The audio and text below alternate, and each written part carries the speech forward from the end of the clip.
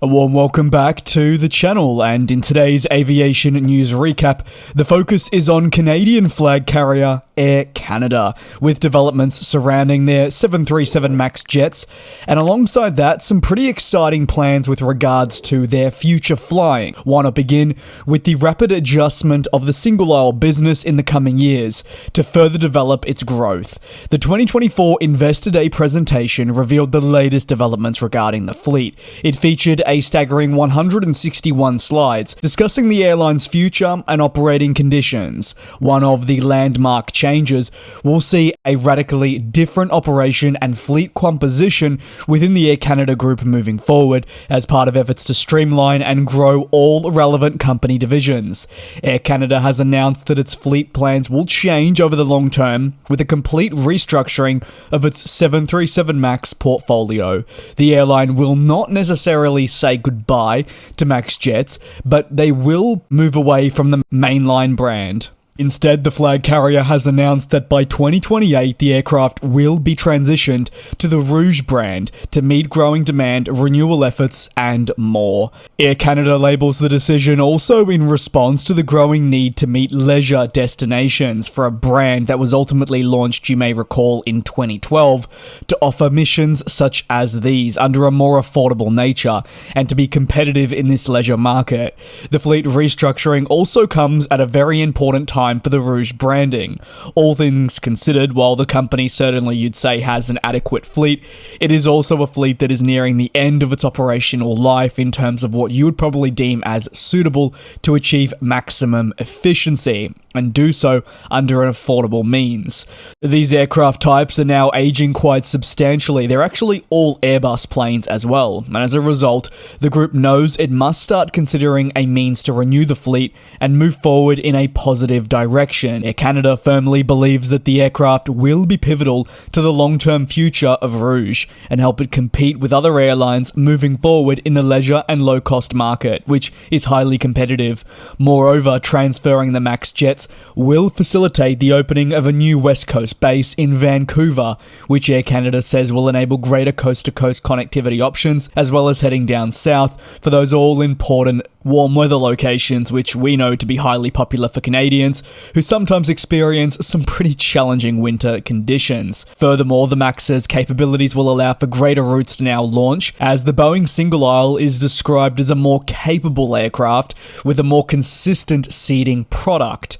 Ultimately, the fleet renewal efforts are just one of the many changes announced at the flag carrier as part of long-term optimization efforts.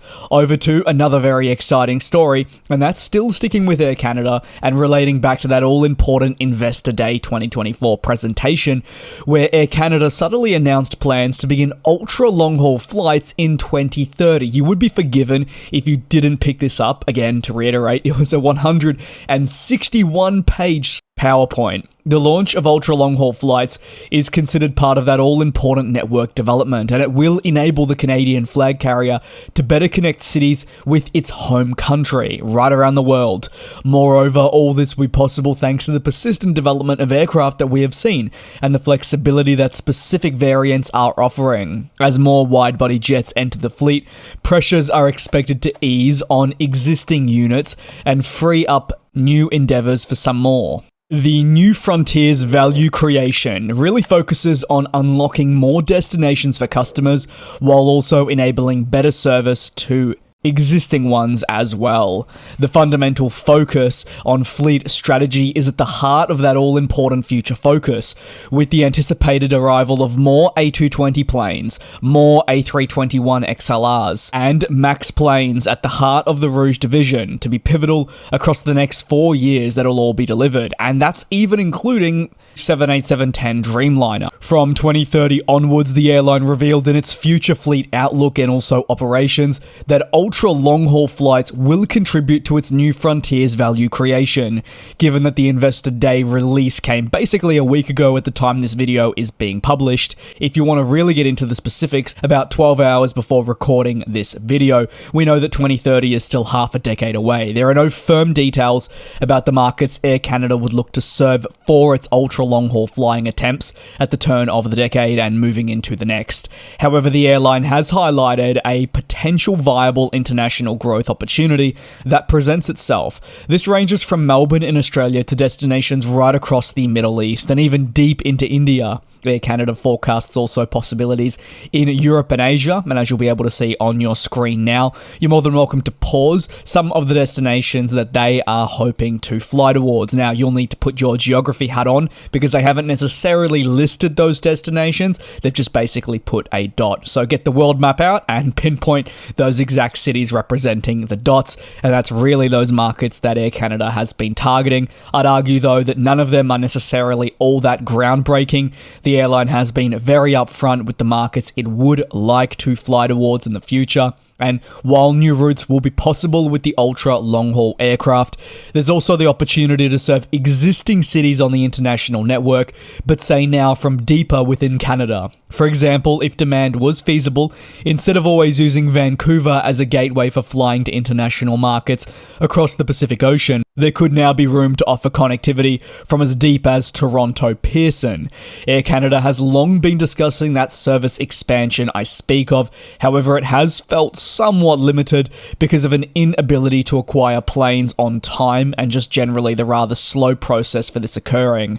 However, besides this talk of ultra long haul flying from 2030 onwards, it does present a new chapter for the flag carrier as they want to try and extend their presence across fundamental markets that will be key for them moving into the 2030s, 40s and 50s, offering greater competition but also just generally services for their customer base. That'll conclude today's aviation news recap, a bit of a big one surrounding Air Canada with the excitement regarding the ultra long haul flights and some changes to their 737 MAX operation.